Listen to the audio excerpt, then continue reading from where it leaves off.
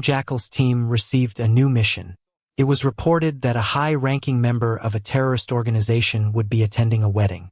Their objective was to capture the target alive.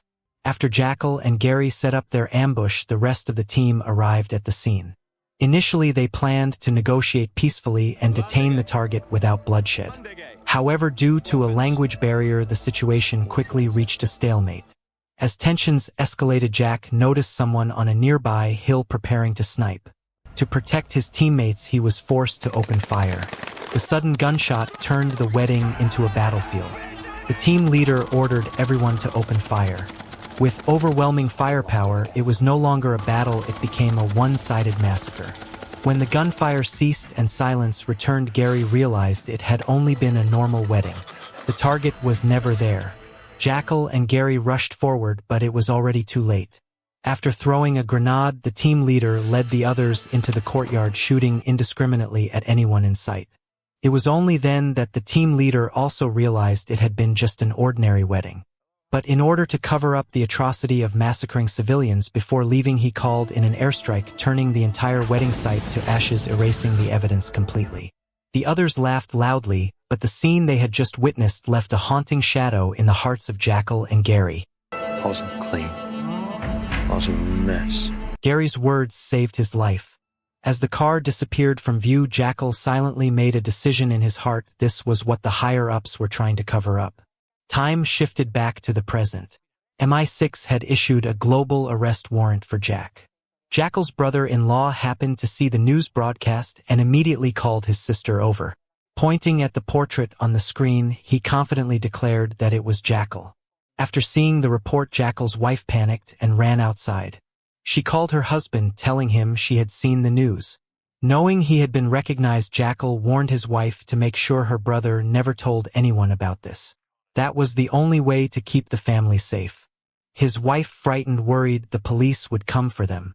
Jack reassured her that the police didn't know his true identity and there was no reason for them to come as long as her brother kept his mouth shut. He added that he would be home soon. That one sentence made his wife finally realize her husband's true identity. For the first time in her life, she was furious with Jack. Danger was closing in on Jackal. Bianca went to the prison to visit Larry and apologized for causing the deaths of his daughter and wife, hoping he could forgive her. But if apologies were enough, what would be the need for the police? Larry hated Bianca to the bone. Unable to get revenge, he wanted her to live in guilt and torment. In front of Bianca, Larry ended his life. Bianca, already devastated, was thrown into deeper shock. Fortunately, her colleague comforted her and brought good news. They finally had access to the classified file. After signing a confidentiality agreement, Bianca opened the final document and learned everything about Dagon. The file clearly recorded that he was officially dead. Yet she couldn't shake the feeling that something was wrong. Her instincts told her Dagon was Jackal, but she couldn't understand how he had managed to escape death. It turned out that after witnessing an innocent person being killed, Jack came up with a bold idea. On the way back, he urgently asked his team to stop the vehicle. The others were puzzled as Jack anxiously looked ahead.